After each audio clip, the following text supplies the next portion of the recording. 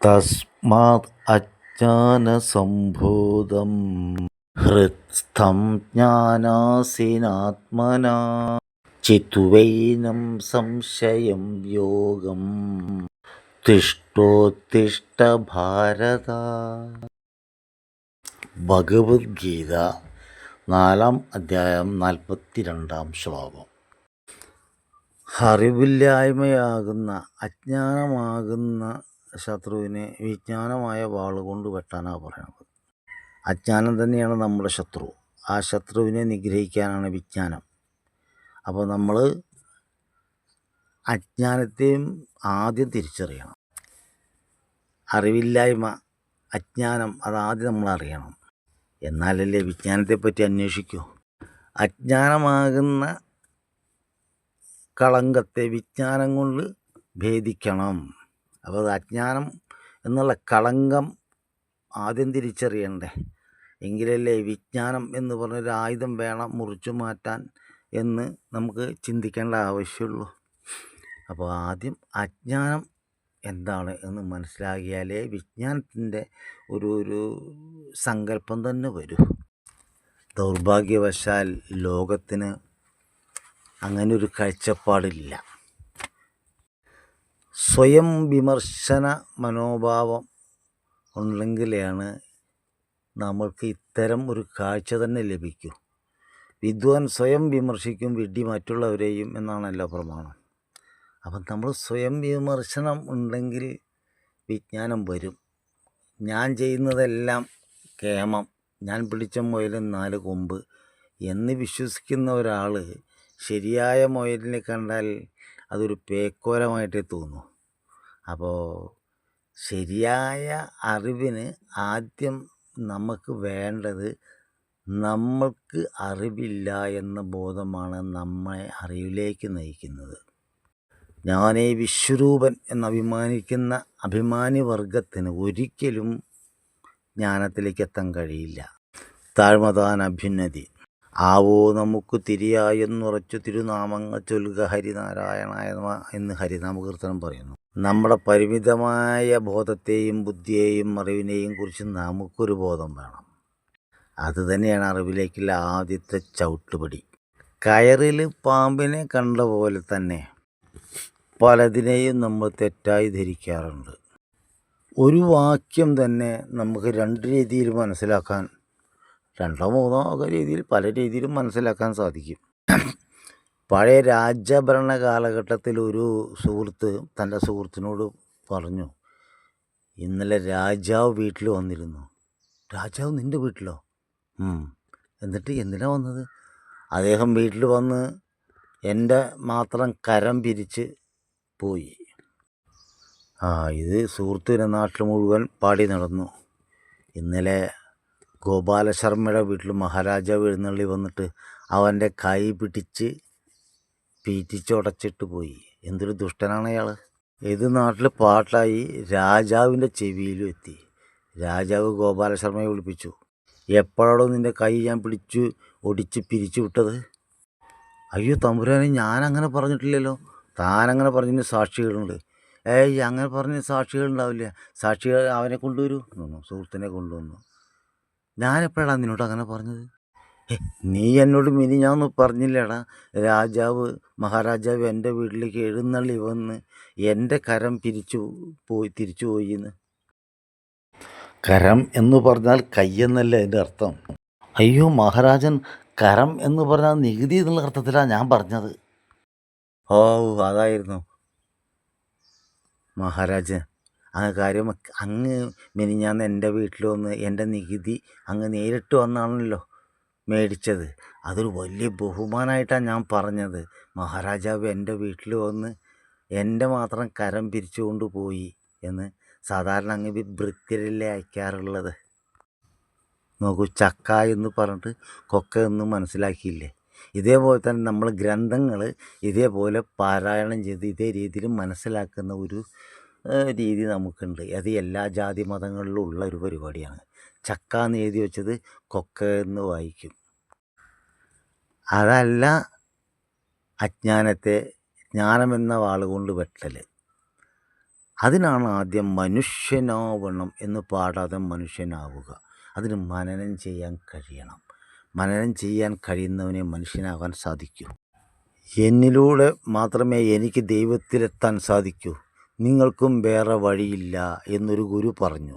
എന്താ പറഞ്ഞത്?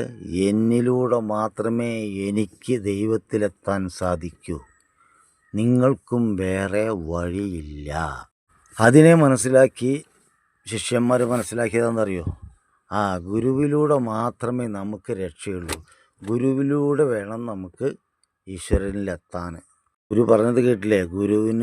ഗുരുവിലൂടെ മാത്രമേ ദൈവത്തിലെത്താൻ പറ്റൂ, നമ്മൾക്കും ഗുരുവിലൂടെ മാത്രമേ എത്താൻ പറ്റൂ എന്ന് ശിഷ്യർ മനസ്സിലാക്കി. ചക്ക എന്നാണ് ഗുരു പറഞ്ഞത്, ശിഷ്യർ കൊക്ക എന്ന് മനസ്സിലാക്കി. ഗുരു പറഞ്ഞത് എന്നിലൂടെ മാത്രമേ ദൈവത്തെ എത്താൻ പറ്റൂ, നിങ്ങൾക്കും വേറെ വഴിയില്ല എന്ന് പറഞ്ഞത് നിങ്ങളിലൂടെ മാത്രമേ ദൈവത്തിലെത്താൻ പറ്റൂ. അന്യരിലൂടെ ദൈവത്തിലെത്താൻ പറ്റില്ല. കാരണം ഈശ്വരൻ കുടികൊള്ളുന്നത് നിൻ്റെ ഹൃദയാന്തര്യാമിയായിട്ടാണ്. നിൻ്റെ ഉള്ളിലാണ് അദ്ദേഹം കൂടിയിരിക്കുന്നത്. അപ്പോൾ നീ തന്നെ തിരഞ്ഞെത്തണം. നിൻ്റെ ഉള്ളിലെ കാര്യം മറ്റൊരുത്തിന് കഴിയില്ല. അപ്പോൾ നീ തന്നെ വേണം അന്വേഷിക്കാൻ. അന്വേഷിപ്പിൻ, കണ്ടെത്തും. ആ മഹാവാക്യം അദ്ദേഹത്തിന് മറ്റുള്ളവരോട് പറയാനേ സാധിച്ചുള്ളൂ, അവരെ ബോധ്യപ്പെടുത്താൻ കഴിഞ്ഞിട്ടില്ല. അവർ ബോധിച്ചത് ഗുരുവിലൂടെ മാത്രമേയാണ് ദൈവത്തിലെത്താൻ പറ്റൂ. അതുകൊണ്ട് അവർ ഗുരുവിനെ ആരാധിക്കാൻ തുടങ്ങി. ഗുരുവിൻ്റെ രൂപം വെച്ചിട്ടും ഗുരുവിൻ്റെ പേര് പറഞ്ഞ് വിളിച്ച് കരയാൻ തുടങ്ങി.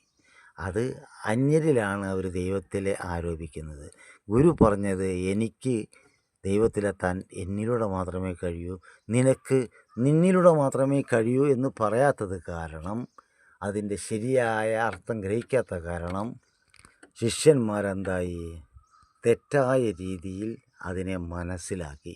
ചക്ക എന്ന് പറഞ്ഞത് കൊക്കെന്ന് മനസ്സിലാക്കി. അത് അജ്ഞാനമാണ്. അവിടെയാണ് ഗുരുവിൻ്റെ പ്രസക്തി. ആ ഗുരുവിനെ കിട്ടണമെങ്കിൽ ഈശ്വരകൃപ വേണം. അതിന് സദാ രാമ രാമ രാമ രാമ രാമ എന്ന് ജപിച്ചാൽ നിങ്ങൾക്ക് ദൈവകൃപ വരും. അതെങ്ങനെ ശാസ്ത്രീയമായിട്ട് നമ്മൾ പ്രബുദ്ധരായ കാരണം ശാസ്ത്രീയമായിട്ട് വിശകലനം ചെയ്യേണ്ടി വരും നമുക്ക്. നിങ്ങൾ ജനിച്ച് വീണ സമയത്ത് നിങ്ങളാരും പല്ല് തേച്ചിരുന്നില്ല, പല്ലുണ്ടായിരുന്നില്ല. പിന്നെ പല്ല് മുളച്ചു വന്നപ്പോഴും നിങ്ങൾ പല്ല് തേക്കാൻ വിമുഖത കാട്ടി, നിങ്ങൾക്ക് വേദനിക്കും. പക്ഷെ നിങ്ങളുടെ അമ്മ നിങ്ങളെ ബലത്താൽ പിടിച്ചിരുത്തി ഭേദ്യം ചെയ്ത് പല്ല് തേപ്പിക്കും. അങ്ങനെ 1, 2, 3, 4, 10, 100, 1000 തവണ പല്ല് തേപ്പിച്ചു. പിന്നീട് നിങ്ങളെ സ്വയം തേക്കാൻ പഠിപ്പിച്ചു. പിന്നെ നിങ്ങൾ സ്വയം തേക്കാൻ തുടങ്ങി. ഇപ്പോൾ നിങ്ങൾക്കൊരു 10-20 വയസ്സ് പ്രായമുണ്ട്. അപ്പോൾ അമ്മ പറയണം, മോനെ ഇന്ന് നമ്മൾ കല്യാണത്തിന് നേരത്തെ പോകണം, അതുകൊണ്ട് നീ ഇന്ന് പല്ല് തേക്കണ്ട. എന്തായിരിക്കും അവസ്ഥ? കല്യാണത്തിന് പോയില്ലെങ്കിലും വേണ്ട, പല്ല് തേക്കാതിരിക്കാൻ പറ്റില്ല അമ്മേ. ശീലമായി കഴിഞ്ഞു. ഇതുകൊണ്ടുള്ള ഗുണം നിങ്ങൾ മനസ്സിലാക്കി. ആദ്യം നിങ്ങളെന്താ ചെയ്തത്? പ്രതിരോധിച്ചു, കരഞ്ഞു, ഓടി, അമ്മ ആട്ടിക്കൊണ്ടുവന്ന് അടിച്ച് പല്ല് തേപ്പിച്ചു. ഇപ്പോൾ അതിൻ്റെ ഗുണം ലഭിക്കാൻ തുടങ്ങി. നിങ്ങൾ തിരിച്ചറിഞ്ഞു. നിങ്ങളുടെ വായിൽ രാവിലെ എണീക്കുമ്പോൾ ദുർഗന്ധം നിങ്ങൾക്ക് മനസ്സിലായി, തിരിച്ചറിവ് വന്നു. ഈ തിരിച്ചറിവ് എല്ലാവർക്കും താനെ വരും. അങ്ങനെ വരുന്നതിന് മുമ്പായിട്ട് നമ്മൾ വീതിയൊരുക്കുക. ദൈവപുത്രനു വീതിയൊരുക്കുവാൻ സ്നാപക യോഹന്നാൻ വന്നു. നിങ്ങൾക്ക് വീതി ഒരുക്കാൻ നിങ്ങൾ തന്നെ വരണം, വേറെ ആരും വരില്ല. അപ്പം നിങ്ങൾ രാമരാമ വെറുതെ ചൊല്ലിക്കൊണ്ടിരിക്കുക. ചിലപ്പോൾ ചിലരൊക്കെ രക്ഷിതാക്കൾ ആധുനികരല്ലെങ്കിൽ പഴഞ്ചന്മാരാണെങ്കിൽ നിങ്ങളെക്കൊണ്ട് അടിച്ച് ചൊല്ലിക്കുന്നുണ്ടായിരിക്കാം രാമനാമം. കറക്റ്റ് സന്ധ്യ ഒരേ ടൈമിൽ നിങ്ങളിങ്ങനെ ചൊല്ലിക്കൊണ്ടിരിക്കുമ്പോൾ ഓരോ ദിവസവും സായന്തനങ്ങളിൽ നിങ്ങളുടെ തലയിൽ ഈശ്വരൻ എന്നുള്ള നിങ്ങളറിയാതെ തന്നെ ഒരു സ്പാർക്ക് സംഭവിക്കും. അത് ആ പോയിൻ്റ് ഇങ്ങനെ വലുതായിട്ട് മനുഷ്യൻ്റെ സഹജമായ സ്വഭാവം ആക്രാന്തവും ആർത്തിയായ കാരണം നിങ്ങൾക്ക് തോന്നും ഇത് പോരാ ജപം, 4 രാമൻ പോരാ, 15 രാമൻ, 101 രാമൻ, സഹസ്രരാമൻ. അങ്ങനെ നിങ്ങളെ ആർത്തി നിങ്ങളെ നയിച്ചോളൂ. ആ ആർത്തി നല്ലതിലേക്കുള്ള യാത്രയാവും. ഈ സഹസ്ര നാമങ്ങളൊക്കെ ജപിക്കാൻ നിങ്ങൾ തുടങ്ങുമ്പോൾ അറിയാതെ നിങ്ങളുടെ ഉള്ളിലെ ആ ഒരു അന്വേഷണ ത്വര ഉണരും. നിങ്ങൾ അതെന്താ, ഇതെന്താ, ഇതെന്തിനാ, അതെന്തിനാ, ചോദ്യങ്ങൾ ഉണരും സ്വയം ഉള്ളിൻ്റെ ഉള്ളിൽ. ചോദ്യം ഉണർന്നാൽ ഉള്ളിൻ്റെ ഉള്ളിൽ തന്നെ ഉത്തരവും വരാൻ തുടങ്ങും. അത് വളരെ കറക്റ്റിനായിരിക്കും. അത് നിങ്ങൾ വേദം പഠിക്കൊന്നും വേണ്ട. സത്യസന്ധമായ ഉൾക്കടമായി നിങ്ങൾ ചോദിച്ചാൽ ഉള്ളിൽ നിന്നും കറക്റ്റ് ഉത്തരം വന്നിരിക്കും. ഒരു ദിവസം കൊണ്ട് അല്ലെങ്കിൽ അനേക ദിവസങ്ങൾ എടുത്തിട്ടായാലും ആ സംഘർഷങ്ങൾക്ക് പൂർണ്ണ വിരാമം ഇട്ടുകൊണ്ട് ഉത്തരം വരും. ചോദ്യം എത്ര ശക്തമാണോ ഉത്തരം അതേ ശക്തിയിൽ വരും. സംശയം തീരും. അപ്പോൾ ആ രീതിയിലുള്ള സംശയങ്ങൾ നാശത്തിലേക്കല്ല, വിനശ്ശേരി അല്ല. ഏത് സത്യമാർഗത്തിലുള്ള ചോദ്യങ്ങൾ, സംശയങ്ങളൊന്നും നിങ്ങളെ ഇരുട്ടിലേക്ക് നയിക്കില്ല. ആ ചോദ്യങ്ങളൊന്നും ശരിയായി വിജ്ഞാനം ഉണരും. ആ വിജ്ഞാനത്തിൻ്റെ വാളുപയോഗിച്ച് നിങ്ങൾക്കുള്ളിലെ അജ്ഞാനത്തെ നിങ്ങൾക്ക് നുറുക്കി കഷ്ണമാക്കി കളയും. അതിനും ആശാൻ ബാല്യത്തിലെത്തണം. അകക്കണ്ണു തുറപ്പിക്കാൻ ആശാൻ ബാല്യത്തിലെത്തണം. നല്ല ആശാന്മാരെ കിട്ടണം.